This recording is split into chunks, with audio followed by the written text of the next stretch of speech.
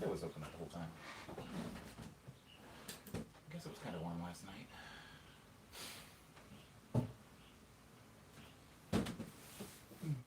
Good morning, and welcome to Morning Medley number 121.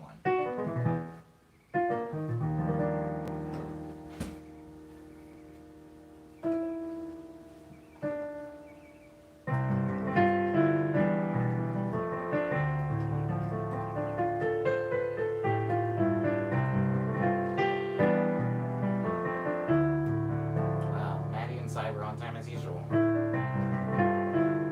you guys doing? How's your morning going?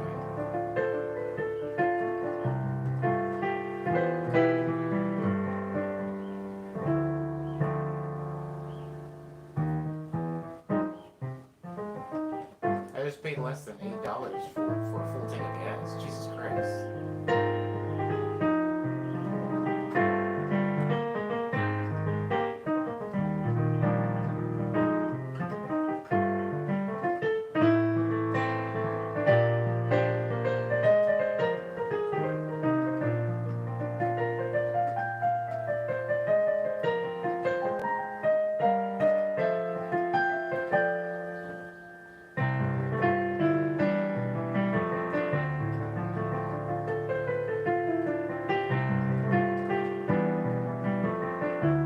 Hi, Liana.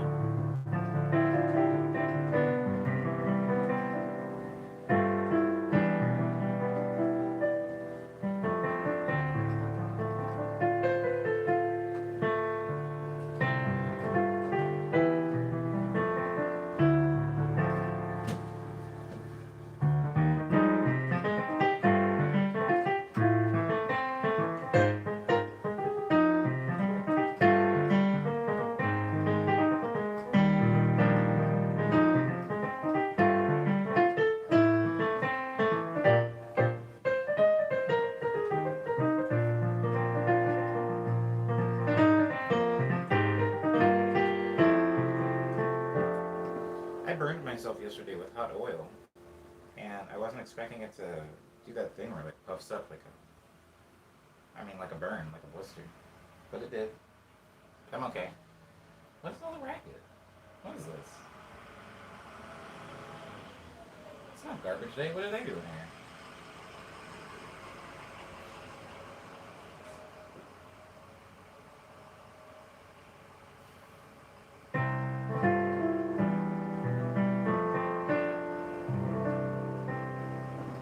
Okay, this next song is something that I'm building for a future. Like, remember this one? This was a potential future quarantine.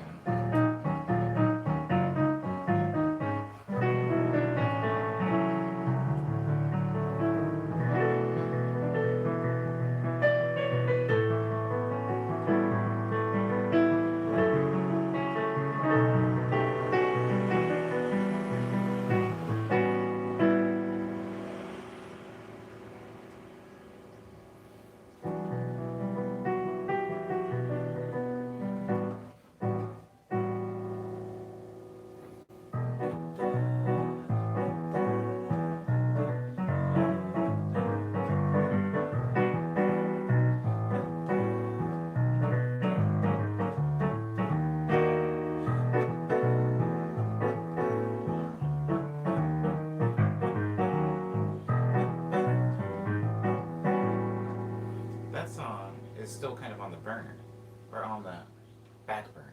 I guess they're all on some type of burner. Hello, T-Pat. Welcome to the stream.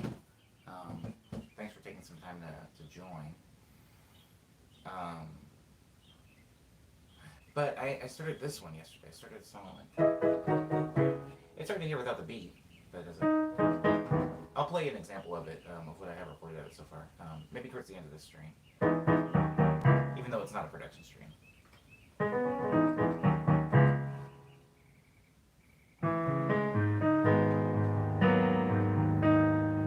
Yes.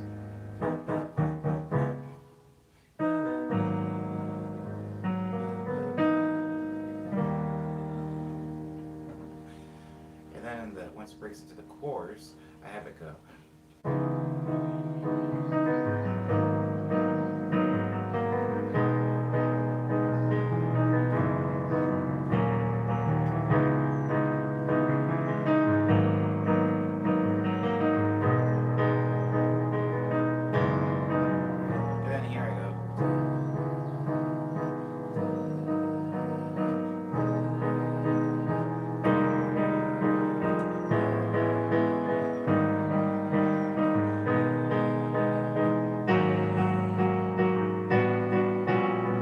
Okay, so let me change the words really quick. Because the chord, remember the K drama chord, or the chord that was like really dramatic that I was playing, that I was like, I don't know how this would fit into a chord progression, was this. It sounds, it kind of holds weight all on its own just by playing the chord. I feel like some chords, like if I just play this, it doesn't really mean anything on its own. It kind of, for me personally, it needs to be added with other chords. But some chords do kind of stand on their own, like this one. That one to me has like I could just do that as a sting, or like, I mean that's a music term, but I feel like you guys kind of understand just from context clues what a sting is. But this one, I couldn't figure out how to put that into a chord progression, but I did it yesterday with this one. I was playing this chord progression.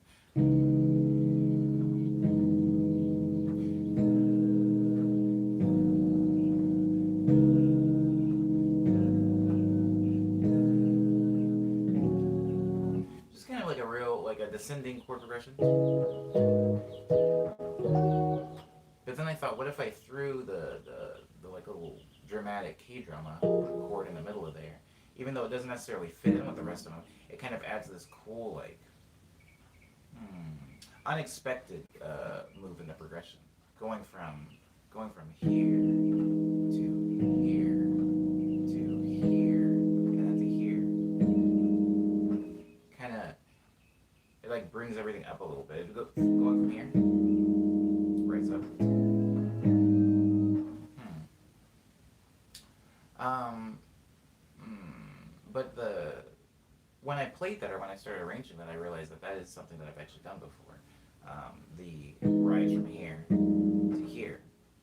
I've done it, and I have a song that is a remix of a Mark Rodito song called "Everything." Everything felt right. Or, yeah, everything felt right. Everything was all right. And the chord progression that I used for that song was.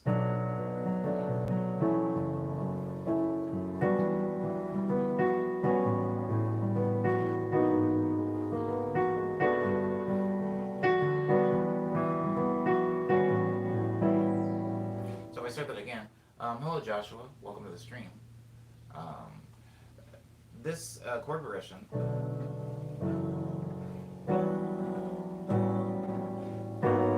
That weird step up to this chord. That is that K drama chord that I was talking about. It's just moved up from here. Hopefully you can hear. I don't know. There's a few musicians in the stream, but hopefully some of you can hear that it's literally just one chord moved. This is the same chord as this, just moved up a little bit. Let me see if I can get there with steps. So here, and then here, and then. Oh, this is harder than I wanted it to be. And then here, and then here.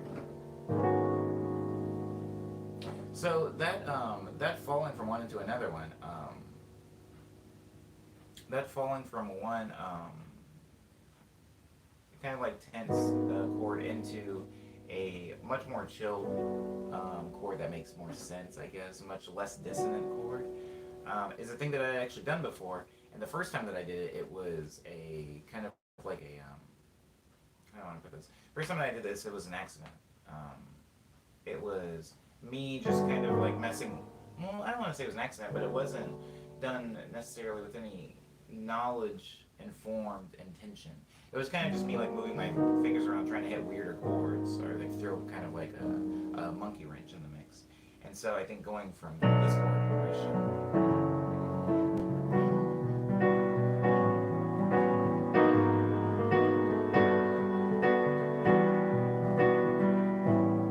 is the same thing that I'm doing in this new song, where I'm going.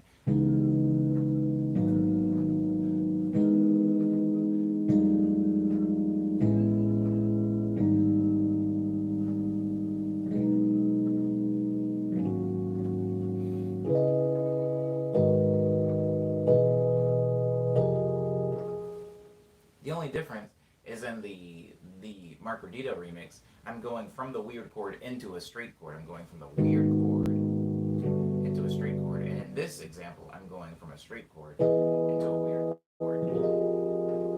And so, before where we were talking about chords that have, I guess, a lot of strength to stand on their own, they kind of possess an emotion or a feeling when played without any context, without any chords before them or after them. We have a lot of chords like that that I don't typically use in music. Usually, when I'm building chord progressions, I build chord progressions out of weaker chords. And when I say weaker chords, oh, hello, Lindsay. Welcome to the stream. When I say weaker chords, I mean chords that don't necessarily really imply uh, an emotion or a feel. I feel like this chord doesn't really imply anything. It's just, if you feel an emotion from this, that's cool. If you feel an emotion from this, just know I'm not feeling it. I don't feel any emotion coming from this chord.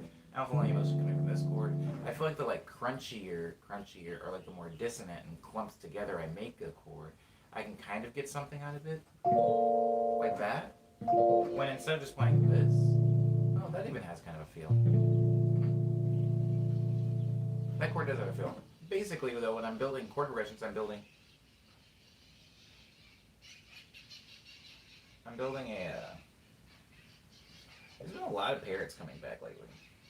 But usually when I'm building a chord progression, I'm building them out of a bunch of smaller and weaker chords. I don't typically use like really strong dissonant chords in my chord progressions, because I feel like I wasn't skilled enough to actually know where to put them in.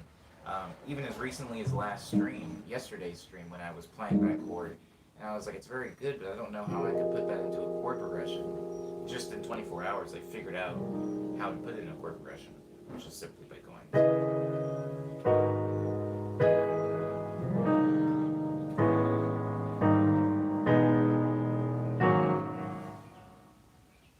But yeah, I think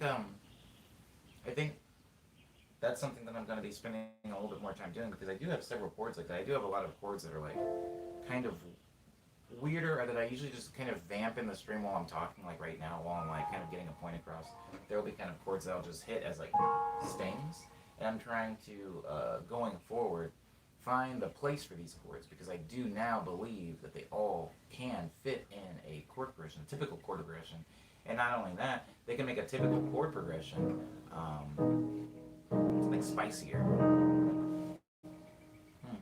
Anyways, yes, indeed, Leona, a pandemonium of parrots.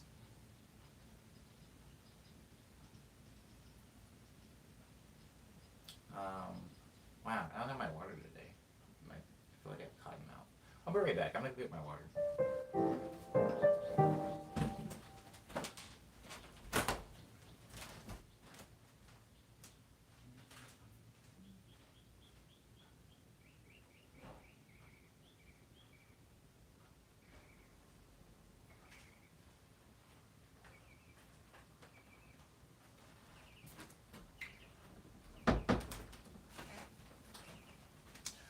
Interesting. Okay. That is it. Now I will begin the medley, because I feel like I've bored everybody in the stream to death. I don't even feel like anybody's listening to me. They're talking about video games, I think. If you're in the stream and you enjoy the stream, please like the stream. That would mean a lot. It does help me in some small way, and I appreciate it.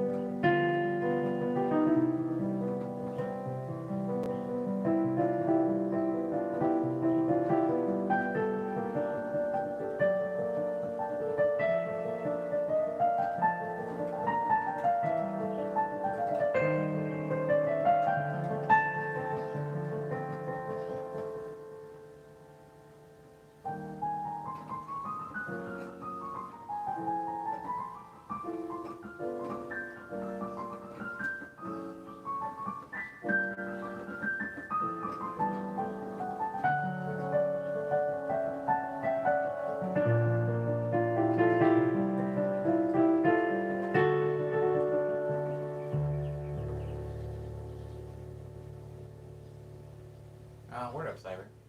appreciate you.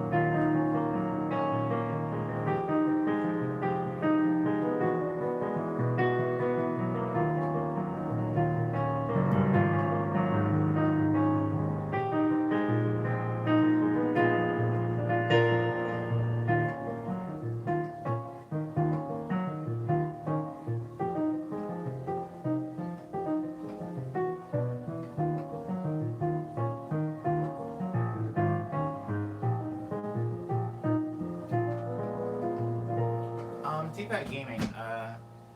You might have to talk to Lindsay because if you try to post your friend code in the YouTube chat, it's going to block your friend code. Probably because it's just a bunch of numbers and it just assumes that it's, I don't know, sensitive information.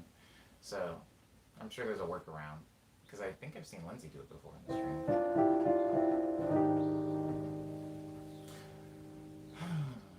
I've spent a significant portion of my life living with access to the internet and still couldn't tell you a thing about how it works. Ah, well, sure.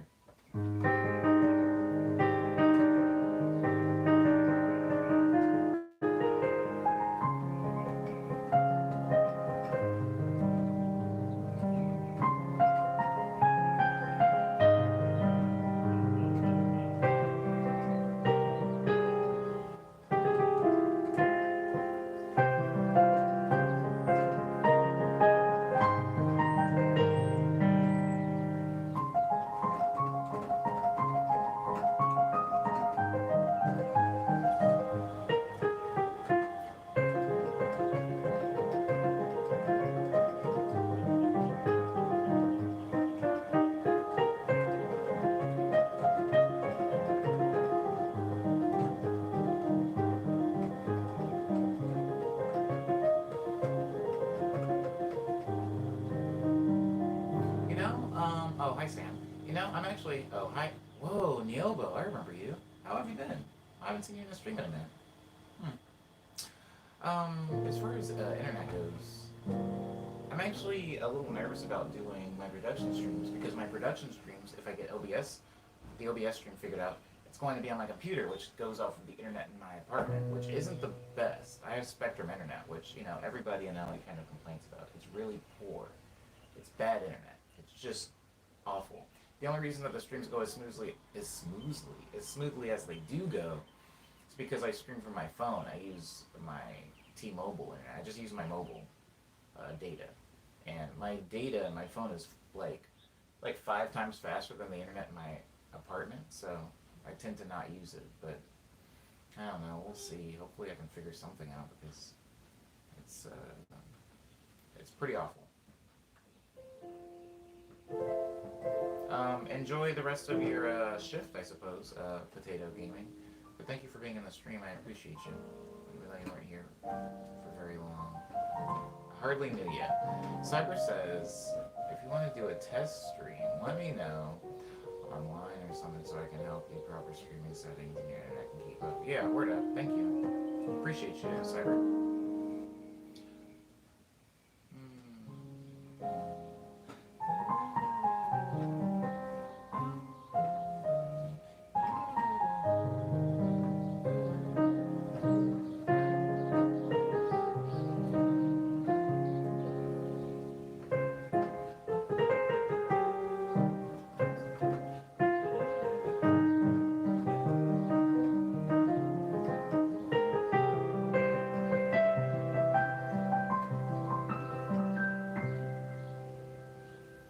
Is it web or actual internet service that's the problem? Actual internet service. Because I actually called Spectrum and had them come and replace everything. They even replaced the cable. But it's just Spectrum doing their thing. It is really weird though, because it's not cheap. But in my area, it's the only option. There isn't a competitor, so I'm just kind of stuck here with this.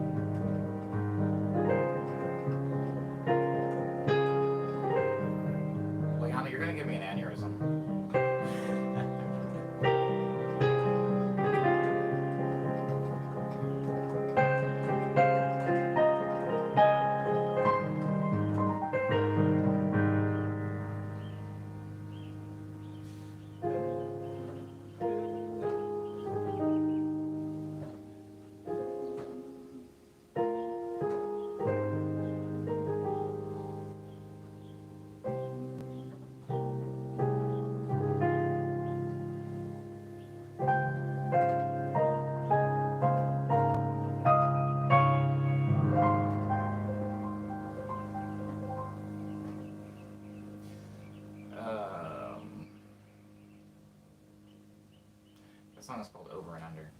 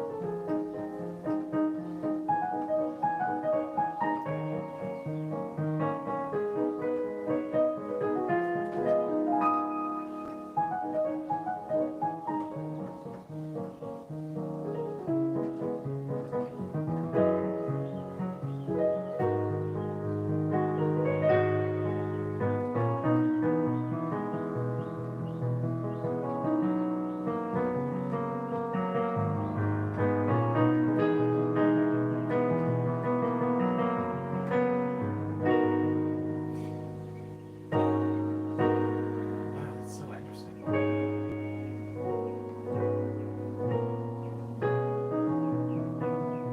I kind of want to change the song.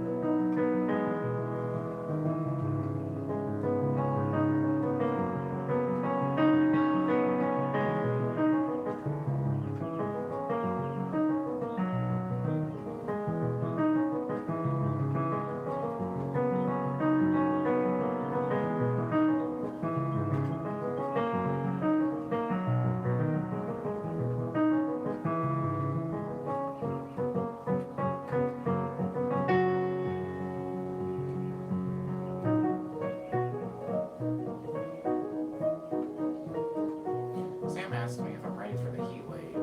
Already cooking from the middle door. Maybe that's into my window. It did get pretty warm yesterday, didn't it? Ready for the heat wave. I think that, I guess,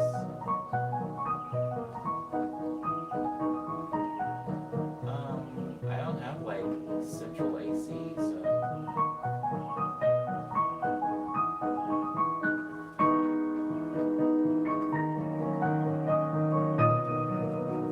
I think that I have a lot of these. I have a lot of like the super blackout curtains or whatever, and so probably during the heat wave, I'm just gonna have all the curtains closed and be chilling in here trying to stay cool.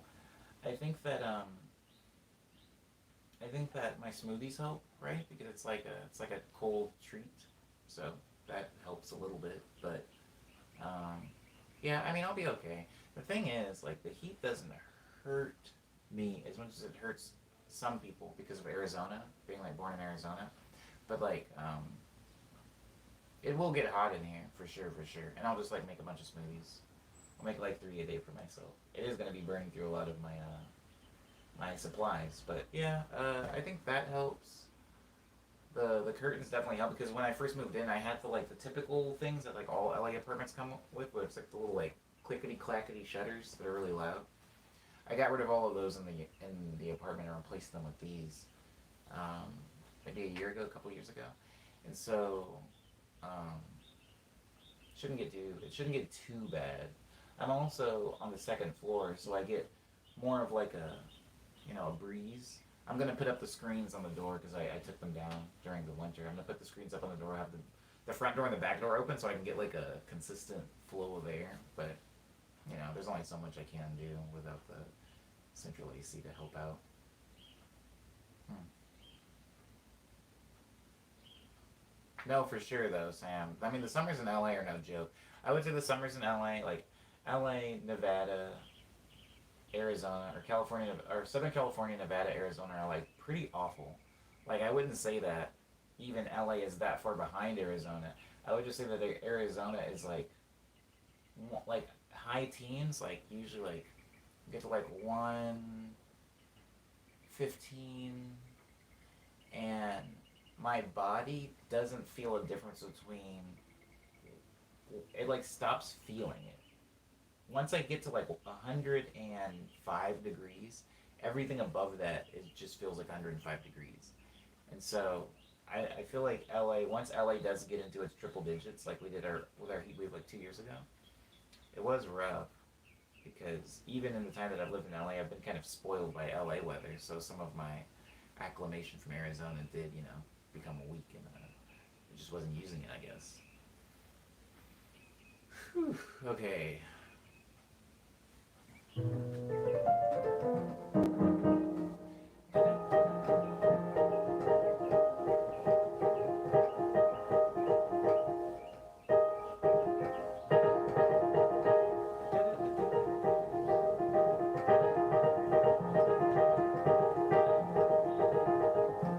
Sorry, guys, I'm doing something.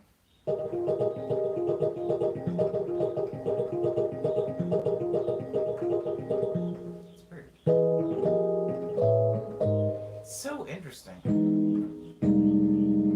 I swear I've heard that in like somebody else's. I mean, of course I have. There's only so many chords, but specifically from going like from a chord like that into a chord like that, or like a chord like this into a chord like that.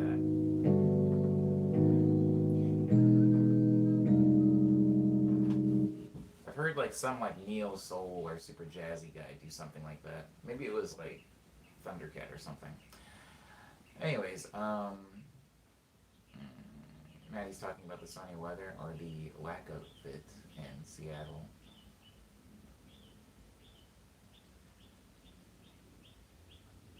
And a wheelbarrow full of water. Word up, Sam. When I was a kid, I guess I was technically breaking and entering. Hmm. I wasn't like I wasn't making the decision to do it though, so I'm going to go ahead and consider myself, I guess, unwilling accomplice. But when I was a kid, my brothers used to break into people's backyards in the summer and just swim in their pools, and they would just take us with them. So like me and like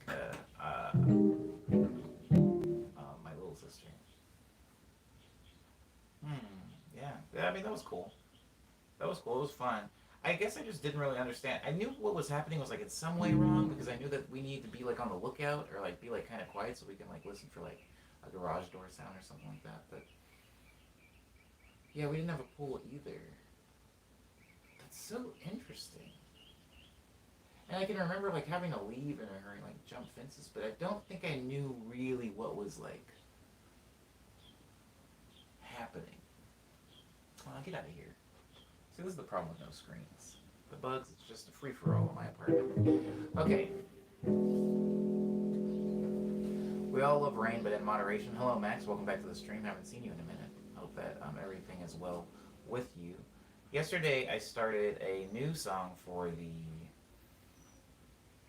the quarantine, and I know that this doesn't necessarily go in line with what I was talking about of only having a production stream every 10 um, morning medleys. But towards the end of this stream, I am going to go over and show some of you guys some of that I was working on.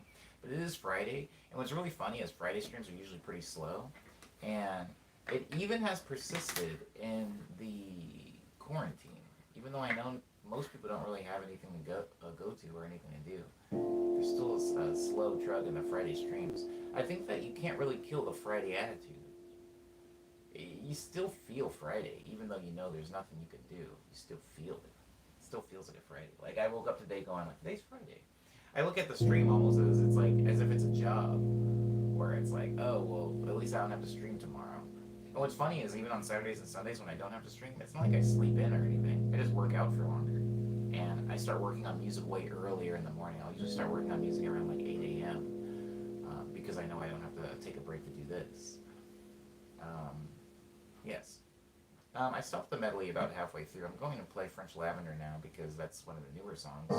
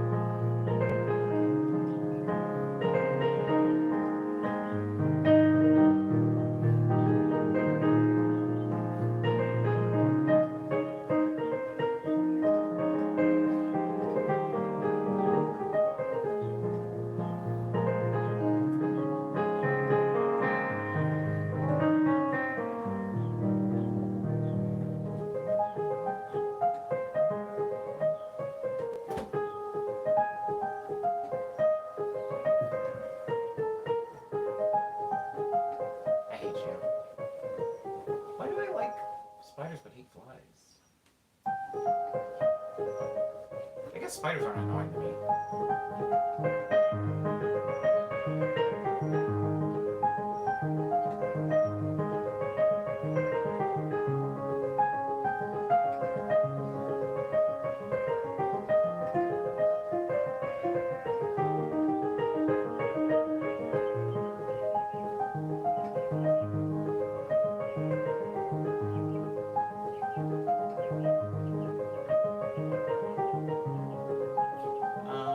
Cloudless, that's what my favorite type of weather is. My favorite type of weather. I don't have a favorite of anything really cloudless, especially weather. I just like variation.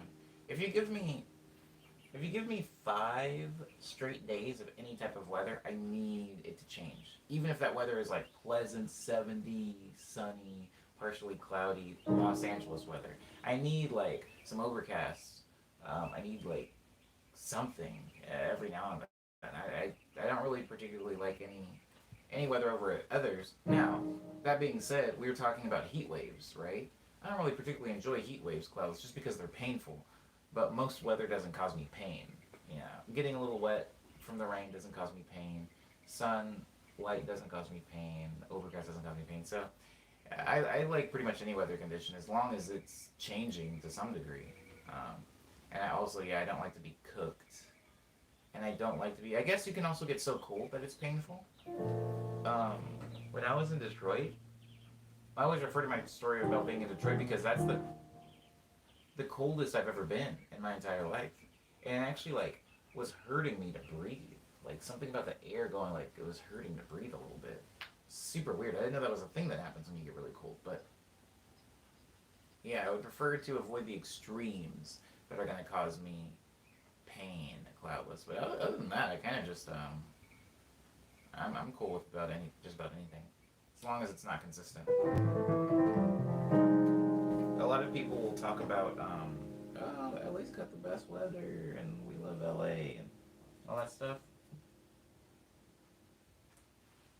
But the thing is, in LA, so many people, myself included, rejoice when it starts raining. When we get like really gloomy weather, just because, like anything, we need moderation, and we get so much of the like 75 to 80 sunny weather that like any shift in it, whether it's really windy or really cloudy or really rainy, any shift is like welcome. It's very welcome here. Cause loves windy weather. I also enjoy windy weather. I think I enjoy windy weather because I like a breeze. Also, I like stuff moving in the wind. I like it when it's so windy that even my hair moves. My hair is like very heavy, obviously, so a slight breeze isn't going to mess up my whole do. But I like when it's windy enough that my hair can move in it, or like if I'm wearing like a jacket or a scarf, I like it to blow in the wind. Maybe that's just a flavor drama. I don't know, but I do enjoy that. Um, you can always get warm, says Cloudless. No, Cloudless doesn't say that. T-Pat says that. You can always get warm, but there is only so much you can do in heat. And this is why T-Pat prefers the cold. For sure, for sure, for sure, for sure. I think that one of the reasons that because what you're saying is true, right? If it gets cold, because like if I feel that way about LA. LA doesn't have a proper winter, but right when I'm sitting in my apartment and it's cold, I can put on some more clothes and I'm not cold anymore. If I'm sitting in my apartment and it's hot, even if I'm like butt naked, I'm still gonna be hot, So yeah, you're right. There's only so much you can do without being able to control the temperature in your environment once you start to get hot. So I agree with that. I think that my threshold for heat is a lot higher than most people, but still, even with my threshold, that's just a undisputable fact. I feel what you said.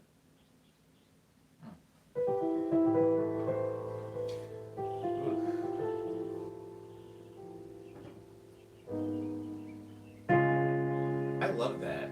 Bees. That is from something. That's isn't that Tears for Fears? Isn't that Mad World? Aren't those the chords to Mad World? Maybe not the exact chords, but the cadence that they use there. Ah, see, I properly used cadence that time. But isn't that them?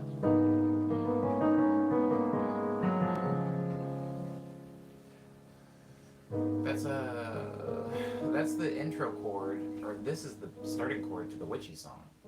But I thought it would be fun to, before I get to this part, before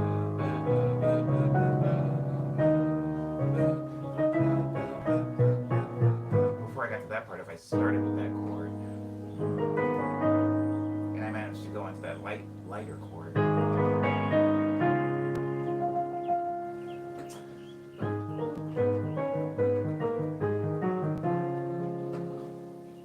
and then I could start the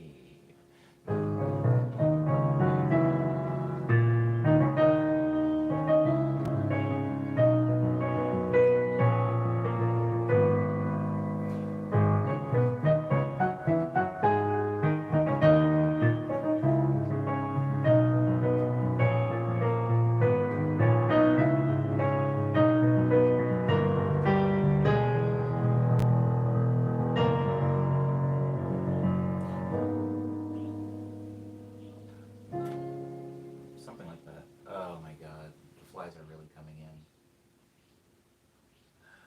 Sad. Forgot that heat brings flies. Heat brings flies. I didn't miss them. I've seen people go out and play in that weather, and it was the best thing, says Cause. Word.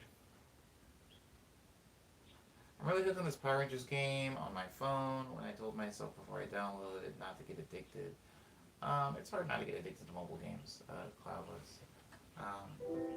I don't know if you follow me on Instagram or if you have in the past, but my TV has a channel that on Sundays it plays.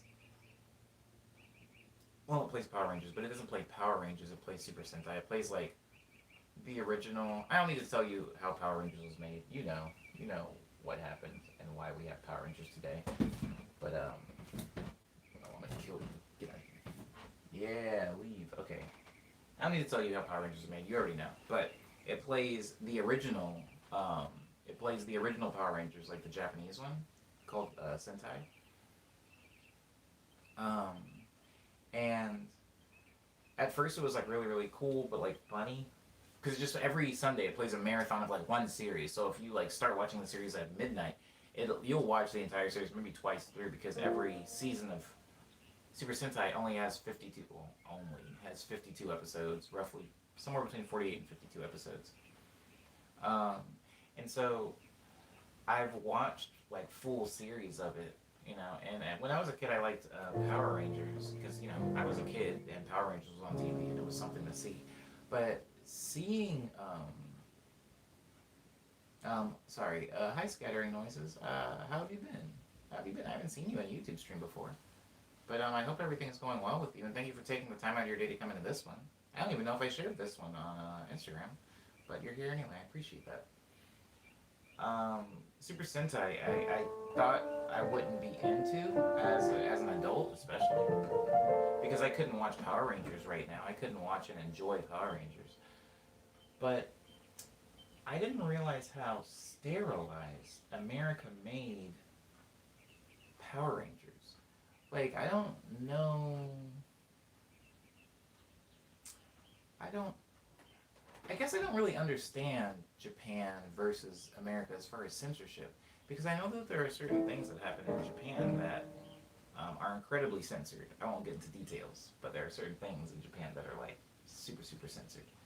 But then whenever we seem to adapt something, like if we took an anime from Japan and we were adapting it for our audience, there were a lot of changes made, whether it was in like Pokemon, like there's scenes in Pokemon where there's guns visible, like firearms.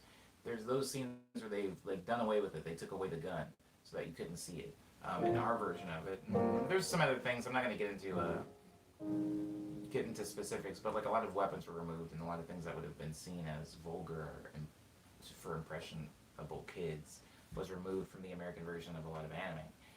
But something interesting about Power Rangers is just in case anybody in the stream doesn't know, I feel like everybody in the stream knows there's only 13 people in here, 13 pretty knowledgeable, internet savvy people.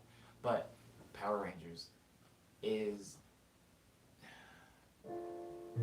not an original show.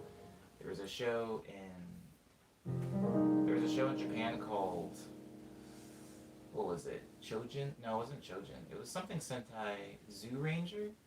Zoo Ranger, which was what we saw as Power Ranger. Basically, they just took all of the fight scenes from their version of the show, and we used all the fight scenes, but we filled in the middle with our own actors. Like, we filled in the talking scenes with different people. So all of those fight scenes that you're seeing, about 90% of them aren't our guys. They're not American people. It just so happened that since they're wearing masks, we could use a bunch of images from all the Japanese people fighting, and nobody would realize it's not actually Kimberly in the costume now. And so we took the show and repurposed the show. But when you take a show and you repurpose it, where the only thing that you keep originally is the fight scenes, it would be like, imagine taking Fast and Furious and you only keep the racing scenes and you get to fill in all of your own story stuff to explain why these race scenes are happening. You can make an entirely different plot, and it could go a completely different way. Friends will become enemies, enemies become friends. Some characters just get completely omitted from the plot because there's no point in them being there, and your weird retelling of it. And so, I didn't realize how drastically different Power Rangers would be from Super Sentai. I thought that it would kind of just be, some editing like Pokemon. Maybe they take out the guns of this scene. Maybe they sub in this, sushi roll for a hot dog. I don't know. But it's drastically different. Like, it's so super, super, super different. For example, in Power Rangers, the Yellow Ranger is a man. And now I know somebody will be like, why is that matter? Like, that's not that big of a difference. But it is a difference when you think about the plot lines that they gave to the Yellow Ranger in Power Rangers and the plot lines they give to the Yellow Ranger in the Japanese original. There's even like romantic ties between different Rangers that would not work in our American version. Point is, they're very, very different. I underestimate how different they are. So watching it, I actually was able to enjoy it because not only was it a completely fresh telling of a story that I thought I knew and understood, but on top of that, there was a lot of adult themes that were able to reel me in as an adult. There's a lot of like actual death. There's like suicide that happens in Power Rangers. There's a lot of murder and genocide that happens in Power Rangers. There's a lot of like really complex, dramatic, like adoption plots where the homies doesn't know who his real parents are. These two Rangers are actually brothers. One's got to kill the other. It's like a lot of drama, like a lot of really deep drama. A lot of Rangers die. A lot of Rangers die in really horrific ways. And then I was watching it now recently, like this year, 2020, as an adult, and I'm like, I think I actually like some of these shows. It's so interesting that I was able to like a heavily sterilized version of them as a kid, and now as an adult, I'm able to look at the originals and still get some like fresh enjoyment out of them.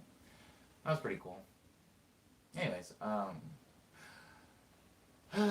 T-Pack Gaming says, kind of like the original Japanese Power Rangers, the Yellow Ranger is a dude. Oh, wow. Probably should have read these comments while I was talking. Ranger was a dude, but in America they made it girls, so that's why Yellow Ranger didn't have a skirt. Yes. Yes. Yes. I'm so glad that I knew the people in the stream would know that this wasn't going to be like some new, like, did you know fact for the people in here. People in here knew about this. Yeah, Cyber says, okay, I need to focus a bit more on this recipe, so I'll be headed out. Goodbye, Cyber. Thank you for being in the stream. I look forward to your pictures on Instagram of the meal you're making. Bodie Green says, what's good? Hi, Bodie. I'm hungry. That's what's good. That's what's good. I'm hungry. Power Rangers was using a Super Sentai sampler. Oh, man. Let's see. What's that sound? Lindsay's giving a farewell to Cyber. Everybody's saying goodbye to Cyber. Thank you again for being here. Anywho, so Power Rangers has gone on for a really long time. Sentai has gone on for just as long. Actually longer, sorry. It's gone on for longer. In fact, every new season, since Super Sentai is anthological, every new year there's a new team and a new universe.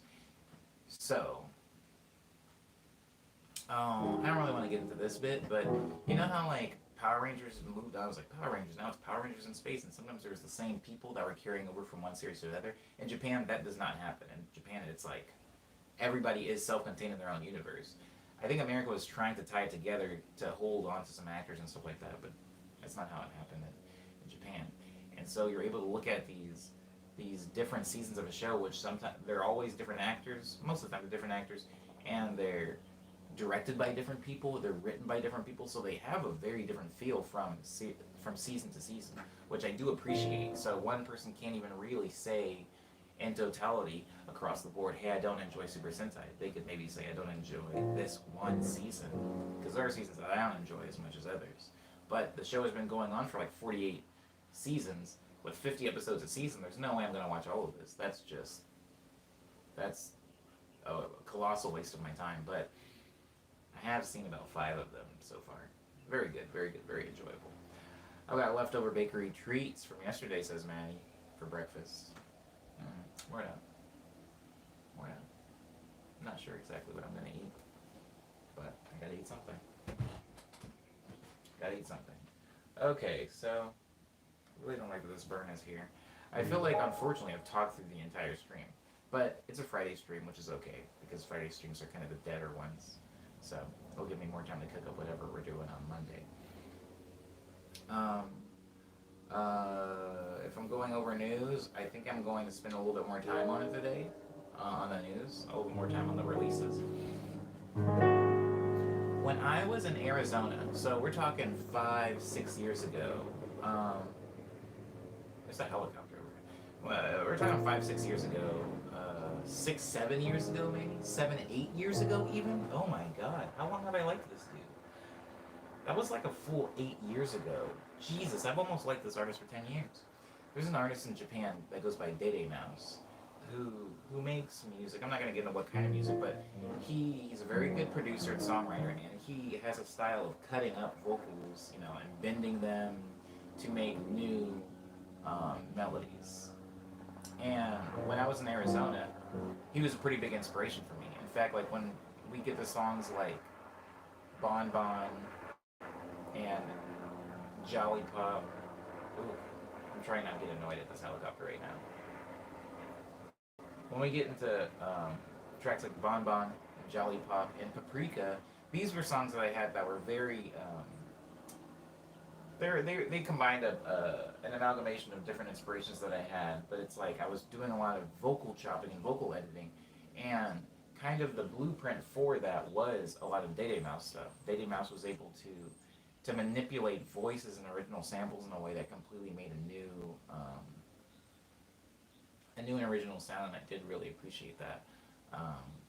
But I didn't think that he would ever play here because he's kind of a smaller act in Japan. He doesn't tour outside of the country, and I didn't think I would ever meet them or get to even be like listed in the same area as them. I just felt like it was like the North Pole and the South Pole, but.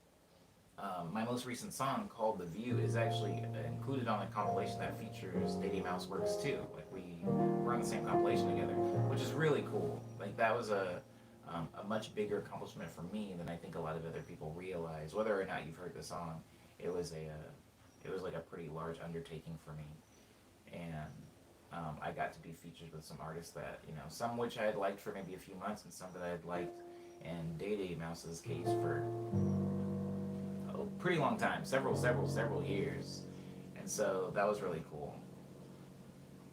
And that song can be heard on all streaming platforms.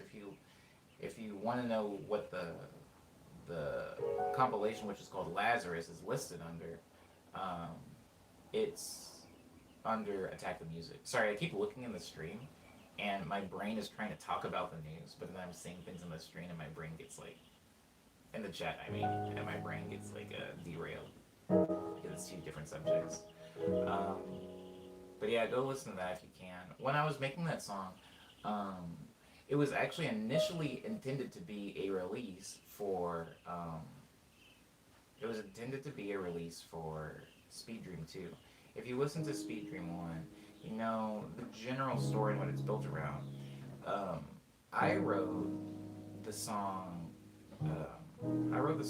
The View about somebody that I knew, but it was going to be kind of like a double use. I was writing it also from the perspective of a character in Speed Dream Season 2 about somebody else in Speed Dream 2.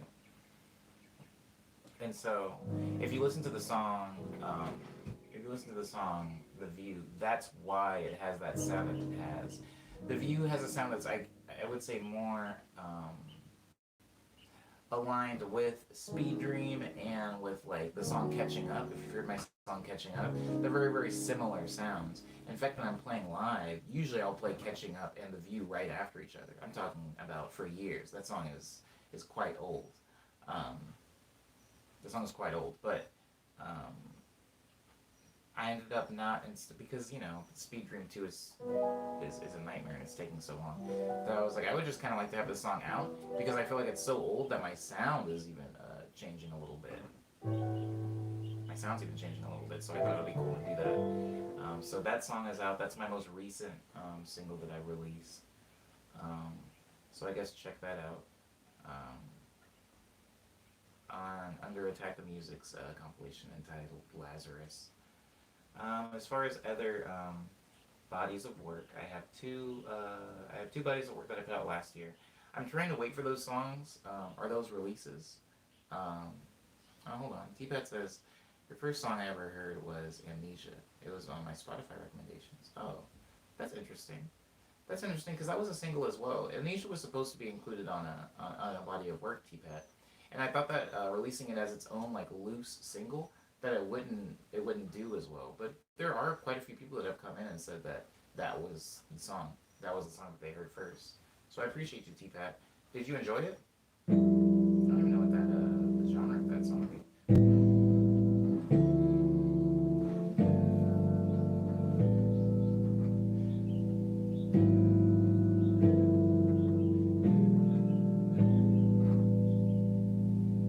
I do like that song. But yeah, thank you, T-Pat. I appreciate that. I appreciate that. That song. The interesting thing though, T-Pat, is that song. The style in which it was written in the same style as a lot of the songs from Quick Breath, an EP that I put out last year, was written in, and that was the compilation of work that it was supposed to be included on. It's just that for the purposes of releasing music, sometimes an audience will get really impatient with song releases. And I have in the past, unfortunately or fortunately, depending on your view on the matter, have caved to pressure from an audience to release something. And so Amnesia came out far earlier than it was supposed to, but I think I'm like kind of glad that it did because I feel like it reached people that maybe Quick Breath on its own has not reached. I feel like Amnesia came up on a lot of people's recommendations, whereas Quick Breath is kind of has like existed in its own weird vacuum. So thank you for that. Thank you for even listening to that. Also, T-Pat, that was one of my first times doing vocals on a track that were raw. Usually, when I do vocals on a track, I'll have a vocoder or some pretty heavily processing chains that I put on my vocals. But that was the first time that I just put my vocals. I didn't like double anything. I didn't have any ad libs or anything, and so it was a new venture for me, and I'm glad that you were able to appreciate that. Thank you, T-Pat. But on the subject of Quick Breath and Ego Death, those are the two most recent things that I have released. I'm waiting for them to be a year old before I even think about scheduling releases of new bodies of work from me. Bodies of work, not necessarily remixes or singles. I can do those whenever I want. But as far as like an EP or an album or something like that, or a mixtape, I'm waiting until those are at least a year old. Which honestly, this quarantine might take us into that time because those things were released like late summer, early fall, and so yeah, if if we get there with while I'm still in quarantine, I don't know how much music I'm going to have done, but we played some of the tracks in yesterday's stream. Some of the tracks that I was working on, like those funkier housey tracks. And I guess the sad thing is I feel kind of weird putting out any type of funky dance-oriented music when everybody's stuck inside and nobody can actually go out to anything. And I can't even tour the dance music, but I might put it out anyway. I don't know. I'm on the fence about it. We'll see. We'll see when that time comes. But you can hear all three of those things. The View, Ego Death, and Quick Breath. You can hear all of those things on Bandcamp, SoundCloud, Spotify, iTunes, Apple Music, Google Play, Amazon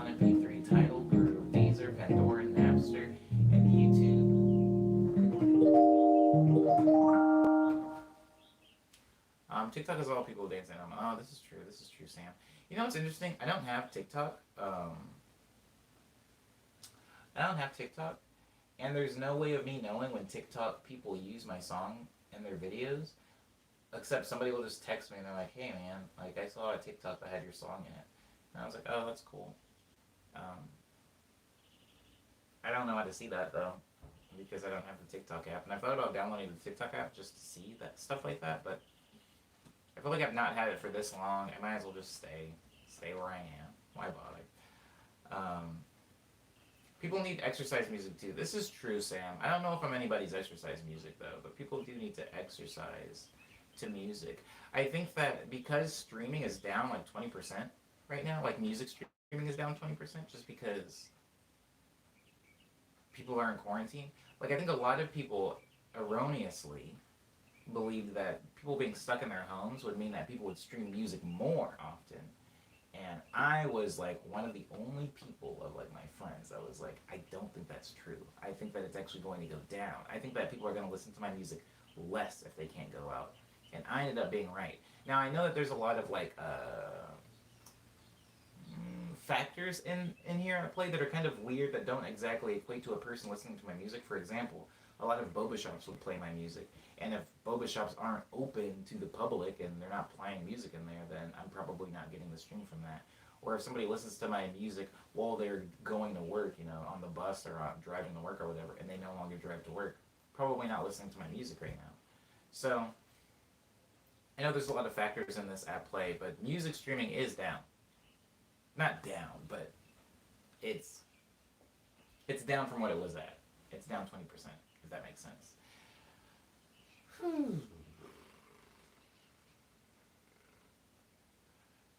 Okay, so yeah, the those things are out. As far as tours, shows, merch, and all that news, there is no news to tell on that stuff. You guys are exactly where I am, where it's just we're just trying to live day to day, kind of figure this all out before anything else wild happens.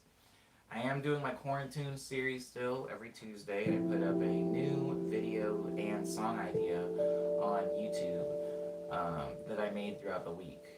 The first one was called Honeydew. The second one was called French Lavender. The third one was called Home Is You. The fourth one that I just put up a few days ago was called Dreams Come True. Oh, I'm actually remembering all the titles now. And there's another one coming up this next Tuesday that I'm almost done with. I'm probably going to finish it like around like 3 or 4 p.m. today, and then have that done. And then I'm starting a new one tonight. I'm starting recording for a new one tonight for the Tuesday after that. And so I'm going to try to stay on top of the every Tuesday schedule.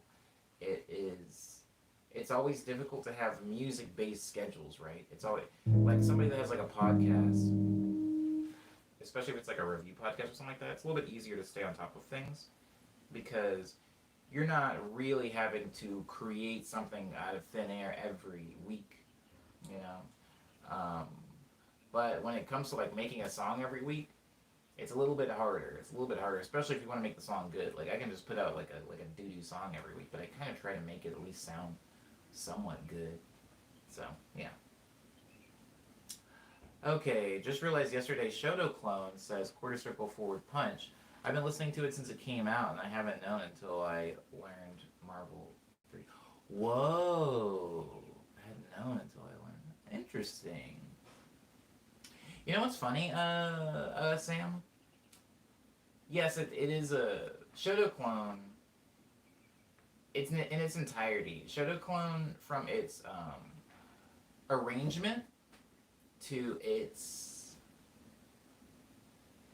lyrics and its title, are all references to fighting game. They're really specifically references to Street Fighter, but if you don't play a lot of Street Fighter, you can kind of, I guess, pull the reference to any fighting game. Shoto clone being a term that's loosely used to describe all of the Shoto characters in Street Fighter. Basically any character wearing a gi, like Sean, Guy, Ken, Ryu, Akuma, all those people. And then the lyrics being the input for shooting a fireball. And the arrangement being that to mimic one of a... If you play like old Capcom fighting games, the way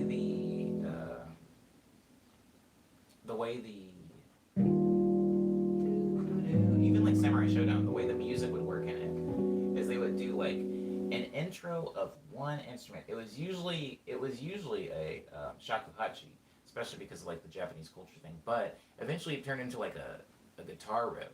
Some of the old like classic fighters, not really Mortal Kombat, not Midway fighters and stuff like that, but like and then it would kind of fall into this arrangement of like a groove while you're picking your character or whatever. And I wanted to mirror that in the arrangement of Shotoclone.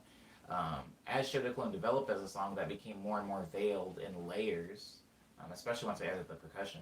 But yeah, Shotoclone is just a big fighting game homage. My Smash friends all play Marvel and Street Fighter, and finally got me to learn. Oh, I guess Quarter Circle Forward wouldn't matter if you were playing Smash, unless of course you were playing Ryu. But all that being said, because Street Fighter was my first fighting game, and no matter what game I play, I'll usually pick. If I'm playing it for the first time, I'll pick who looks like the main character, and I'll do a quarter circle forward, and usually it does something. This works in Melty Blood. This works in Guilty Gear. This works in Street Fighter. This works in, I mean, mostly 2D fighters, not really like 2.5D or like 3D fighters like Soul Calibur or Tekken. But yeah, typically if you pick the main character and do a quarter circle forward and a reference or an homage to Street Fighter, most of those characters have a move set to that, and it's usually a fireball.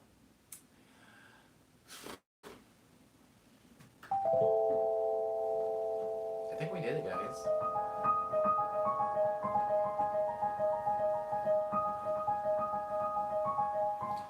I'm pretty bad at 3D fighters. I'm bad at Tekken. I'm bad at Soul Calibur. I'm bad at Virtual Fighter. I'm bad at Dead or Alive. Anytime there's a fighter where you can sidestep, I tend to be pretty bad at them. I'm really good at Street Fighter, and I'm pretty good at Marvel vs. Capcom. I guess I'm good at Capcom fighters.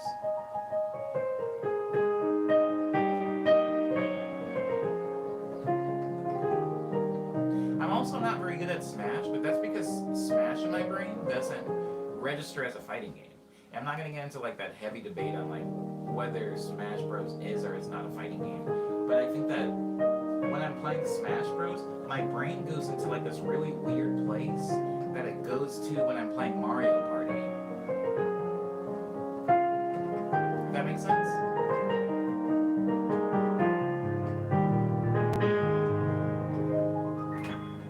When I'm playing a game like Mario Party, my brain just goes into this fun, like, oh, it's just like a party game mode. It doesn't go into like a competitive, I need to kill these other people mode. I'm like just jumping around and like, I don't know, just throwing moves out there. It doesn't feel like how my brain interprets fighting games. And so I've never been particularly good at Smash because I can't get locked into that like competitive mode. It feels fun for me. That isn't to say that Street Fighter doesn't feel fun. It's like a different type of fun. It feels goofy, like whimsical. There we go. That's it.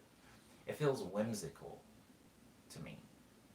Also, I haven't owned a Nintendo console since the 64, so I don't really have any way of regularly playing Smash. Smash is a thing that I only play when I'm visiting friends. It's a thing I only play when I'm visiting friends. Alright, Maddie says, have a fighting Friday, everyone. Fighting! I think I'm going to actually take a break from working on music this weekend. I'm going to try to see if I can get as much work as I can today, and then this weekend just chill. Whatever that means. Try not to cook in my own apartment. I don't know. Maybe watch another K-drama all the way through. I don't know, but I'm going to do something. We went over news. I just played Hush Hour, which is the last song of the stream. I really hope everybody has a good weekend, guys. I hope you do. And I'll see you back here Monday. Thank you, as always, for being... I like that reference. Leanna makes references I like. See? I think I just forget who Leanna is all the time.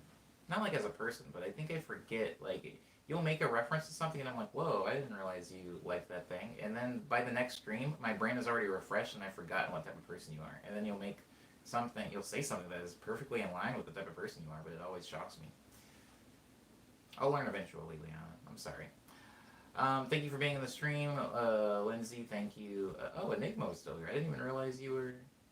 Oh my god, I just realized it's Friday again. It is Friday, Enigma.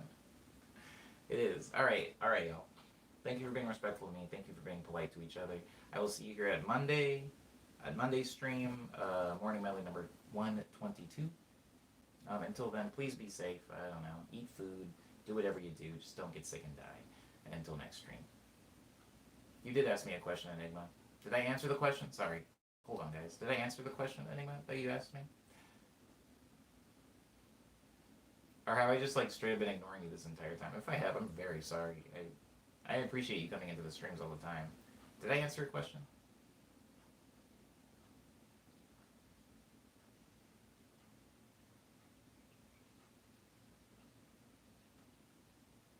It's so loud. It's so quiet, but it's so loud, if that makes sense. Nope, I asked. Oh, ever thought about getting a modular synthesizer? Okay, cool. Sorry, I mean, the stream's over, but I'm going to answer this because I didn't see it the first time. I'm sorry, Enigma. Have I ever thought about getting a modular synthesizer? Yes. Cyber. I'm pretty good friends with quite a few people who are really into modular synthesis, and I go to NAMM every year. If you're unfamiliar, NAMM is the National Association of Music Merchants, where it's just this big convention. It's basically Comic-Con for music people. And so I go to that every year, and every year every company has a new synth. You know, Roland is like, check this out. Korg and Yamaha, they're like, check this out. Ew, we got this new thing. And so I'll always look and I'll mess around and I'll play with them. But modular synthesis feels particularly niche. And while I do like a lot of things that are niche, like I have my whole like Oswald the Lucky Rabbit collection, there's a lot of things that are kind of like left of center that I do give a lot of attention, money, and effort and energy to. I feel like modular synthesis feels like it happens at a stage of music that I'm not at yet. I am still in a very I'm thinking in this dimension. I'm thinking in a dimension with keys and tones and harmony and specific type of chords.